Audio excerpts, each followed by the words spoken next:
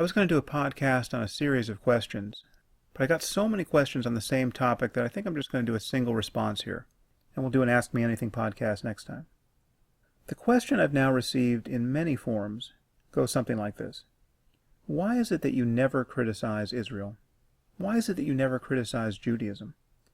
Why is it that you always take the side of the Israelis over that of the Palestinians? Now, this is an incredibly boring and depressing question, for a variety of reasons. The first is that I have criticized Israel and Judaism. What seems to upset many people is I've kept some sense of proportion. There are something like 15 million Jews on earth at this moment. There are 100 times as many Muslims. I've debated rabbis who, when I assume that they believe in a God who can hear our prayers, they stop me mid-sentence and say, "Why would you think I believe in a God who can hear prayers?" So there are rabbis, conservative rabbis, who believe in a God so elastic as to exclude every concrete claim about him, and therefore nearly every concrete demand upon human behavior. And there are millions of Jews, literally millions among the few million who exist, for whom Judaism is very important, and yet they are atheists. They don't believe in God at all. This is actually a position you can hold within Judaism, but it's a total non sequitur in Islam or Christianity. So when we're talking about the consequences of irrational beliefs based on Scripture, the Jews are the least of the least offenders. But I have said many critical things about Judaism. Let me remind you that parts of the Hebrew Bible, books like Leviticus and Exodus and Deuteronomy, are the most repellent, the most sickeningly unethical documents to be found in any religion. They're worse than the Quran. They're worse than any part of the New Testament. But the truth is most Jews recognize this and don't take these texts seriously. It's simply a fact that most Jews and most Israelis are not guided by Scripture, and that's a very good thing. Of course, there are some who are. There are religious extremists among Jews. Now, I consider these people to be truly dangerous, and their religious beliefs are as divisive and as unwarranted as the beliefs of devout Muslims. But there are far fewer such people. For those of you who worry that I never say anything critical about Israel, my position on Israel is somewhat paradoxical. There are questions about which I'm genuinely undecided. And there's something in my position, I think, to offend everyone.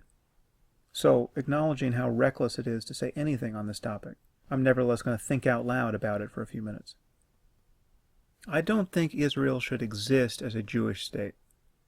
I think it is obscene, irrational, and unjustifiable to have a state organized around a religion. So I don't celebrate the idea that there's a Jewish homeland in the Middle East. And I certainly don't support any Jewish claims to real estate based on the Bible. Though I just said that I don't think Israel should exist as a Jewish state, the justification for such a state is rather easy to find. We need look no further than the fact that the rest of the world has shown itself eager to murder the Jews at almost every opportunity. So if there were going to be a state organized around protecting the members of a single religion, it certainly should be a Jewish state. Now, friends of Israel might consider this a rather tepid defense, but it's the strongest one I've got. I think the idea of a religious state is ultimately untenable. Needless to say, in defending its territory as a Jewish state, the Israeli government and Israelis themselves have had to do terrible things. They have, as they are now, fought wars against the Palestinians that have caused massive losses of innocent life. More civilians have been killed in Gaza in the last few weeks than militants. Now, that's not a surprise, given that Gaza is one of the most densely populated places on earth. Occupying it, fighting wars in it, is guaranteed to get women and children and other non-combatants killed. And there's probably little question over the course of fighting multiple wars that the Israelis have done things that amount to war crimes. They have been brutalized by this process, that is, made brutal by it. But that is largely due to the character of their enemies. Whatever terrible things the Israelis have done, it is also true to say that they have used more restraint in their fighting against the Palestinians than we, the Americans and the Europeans, have used in any of our wars. They have endured more worldwide public scrutiny than any society has ever had to while defending itself against aggressors. The Israelis simply are held to a different standard. And the condemnation leveled at them by the rest of the world is completely out of proportion to what they've actually done. It is clear that Israel is losing the PR war and has been for years now. One of the most galling things for outside observers about the current war in Gaza is the disproportionate loss of life on the Palestinian side. This doesn't make a lot of moral sense. Israel built bomb shelters to protect its citizens. The Palestinians built tunnels through which they could carry out terror attacks and kidnap Israelis. Should Israel be blamed for successfully protecting its population in a defensive war? I don't think so. But there is no way to look at the images coming out of Gaza, especially of infants and toddlers riddled by shrapnel, and think that this is anything other than a monstrous evil. Insofar as the Israelis are the agents of this evil, it seems impossible to support them. And there's no question that the Palestinians have suffered terribly for decades under the occupation.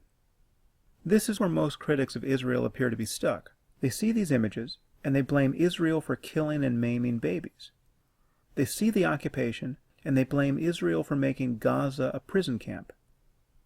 Now, I would argue that this is a kind of moral illusion, born of a failure to look at the actual causes of this conflict, as well as a failure to understand the intentions of the people on either side of it. The truth is that there is an obvious, undeniable, and hugely consequential moral difference between Israel and her enemies. The Israelis are surrounded by people who have explicitly genocidal intentions towards them. The charter of Hamas is explicitly genocidal. It looks forward to a time based on Quranic prophecy when the earth itself will cry out for Jewish blood, where the trees and the stones will say, "O Muslim, there's a Jew behind me, come and kill him." This is a political document. We are talking about a government that was voted into power by a majority of Palestinians. The discourse in the Muslim world about Jews is utterly shocking. Not only is there widespread Holocaust denial, there's Holocaust denial that then asserts, we will do it for real if given the chance. The only thing more obnoxious than denying the Holocaust is to say that it should have happened. It didn't happen, but if we get the chance, we will accomplish it. There are children's shows in the Palestinian territories and elsewhere that teach 5-year-olds about the glories of martyrdom and about the necessity of killing Jews. And this gets to the heart of the moral difference between Israel and her enemies. And this is something I discussed in The End of Faith. To see this moral difference, you have to ask what each side would do if they had the power to do it. What would the Jews do to the Palestinians if they could do anything they wanted? Well, we know the answer to that question, because they can do more or less anything they want. The Israeli army could kill everyone in Gaza tomorrow. So what does that mean? Well, it means that when they drop a bomb on a beach and kill 4 Palestinian children, as happened last week, this is almost certainly an accident. They're not targeting children. They could target as many children as they want. Every time a Palestinian child dies, Israel edges ever closer to becoming an international pariah. So the Israelis take great pains not to kill children and other non-combatants. Now, is it possible that some Israeli soldiers go berserk under pressure and wind up shooting into crowds of rock-throwing children? Of course. You will always find some soldiers acting this way in the middle of a war. But we know that this isn't the general intent of Israel. We know that Israelis do not want to kill non-combatants, because they could kill as many as they want, and they're not doing it. What do we know of the Palestinians? What would the Palestinians do to the Jews in Israel if the power imbalance were reversed? Well, they have told us what they would do. For some reason, Israel's critics just don't want to believe the worst about a group like Hamas, even when it declares the worst of itself. We've already had a Holocaust and several other genocides in the 20th century. People are capable of committing genocide. When they tell us they intend to commit genocide, we should listen. There is every reason to believe that the Palestinians would kill all the Jews in Israel if they could. Would every Palestinian support genocide? Of course not. But vast numbers of them, and of Muslims throughout the world, would. Needless to say, Palestinians in general, and not just Hamas, have a history of targeting innocent non-combatants in the most shocking ways possible. They've blown themselves up on buses and in restaurants. They've massacred teenagers. They've murdered Olympic athletes. They now shoot rockets indiscriminately into civilian areas. And again, the charter of their government in Gaza explicitly tells us that they want to annihilate the Jews, not just in Israel, but everywhere. The truth is that everything you need to know about the moral imbalance between Israel and her enemies can be understood on the topic of human shields. Who uses human shields? Well, Hamas certainly does. They shoot their rockets from residential neighborhoods, from beside schools and hospitals and mosques. Muslims in other recent conflicts in Iraq and elsewhere have used human shields. They have laid their rifles on the shoulders of their own children and shot from behind their bodies. Consider the moral difference between using human shields and being deterred by them. That is the difference we're talking about. The Israelis and other Western powers are deterred, however imperfectly, by the Muslim use of human shields in these conflicts, as we should be. It is morally abhorrent to kill non-combatants if you can avoid it. It's certainly abhorrent to shoot through the bodies of children to get at your adversary. But take a moment to reflect on how contemptible this behavior is, and understand how cynical it is.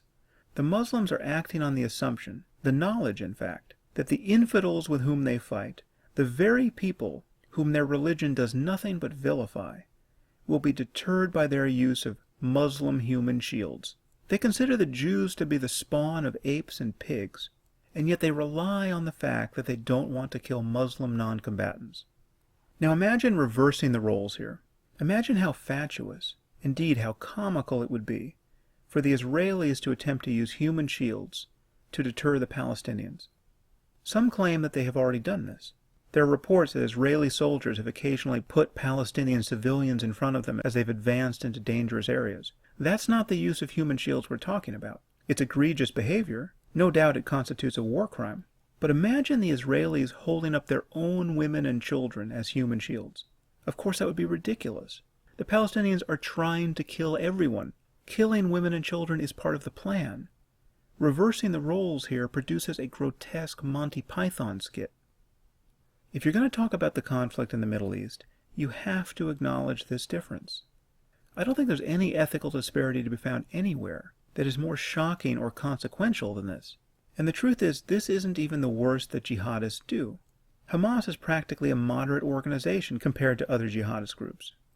There are Muslims who have blown themselves up in crowds of children, again, Muslim children, just to get at the American soldiers who were handing out candy to them.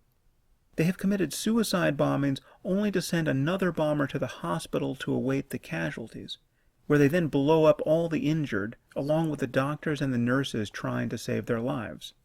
Every day that you read about an Israeli rocket gone astray, or Israeli soldiers beating up an innocent teenager, you could have read about ISIS in Iraq crucifying people on the side of the road, Christians and Muslims. Where is the outrage in the Muslim world and on the left over these crimes?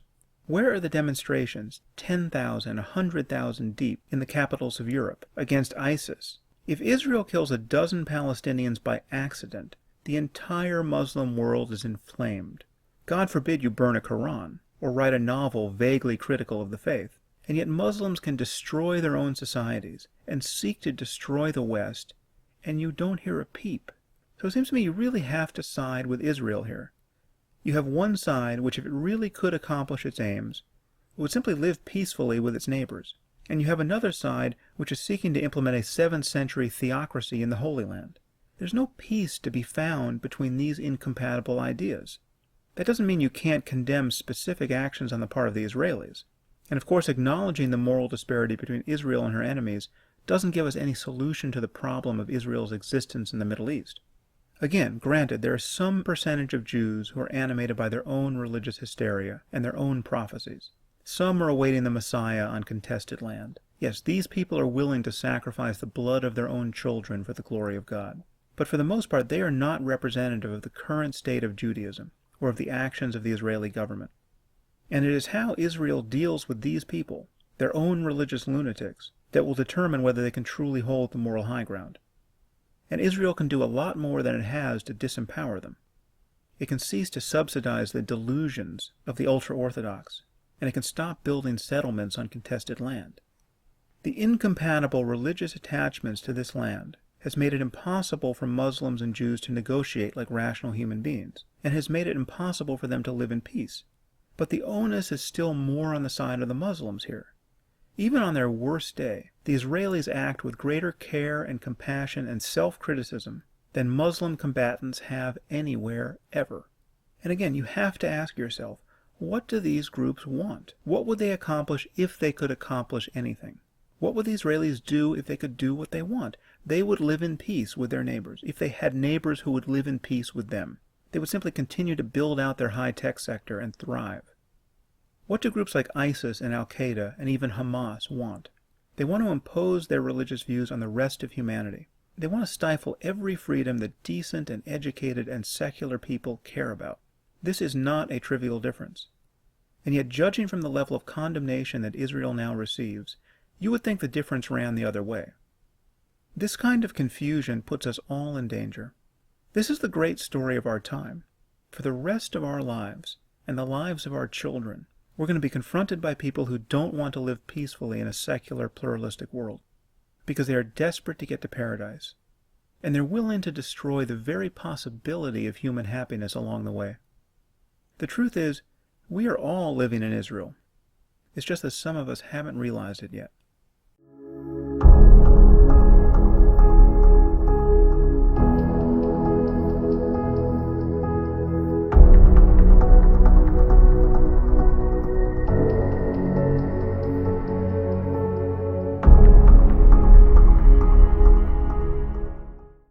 If you enjoyed this podcast, there are several ways you can support it. You can leave reviews on iTunes or Stitcher or wherever you happen to listen to it. You can share it on social media with your friends. You can discuss it on your own blog or podcast. Or you can help fund it directly, and there are two ways you can do this. You can try a membership at Audible, the world's leading source of audiobooks, at audibletrial.com/Sam Harris. Or you can make a donation through my website at samharris.org/donate.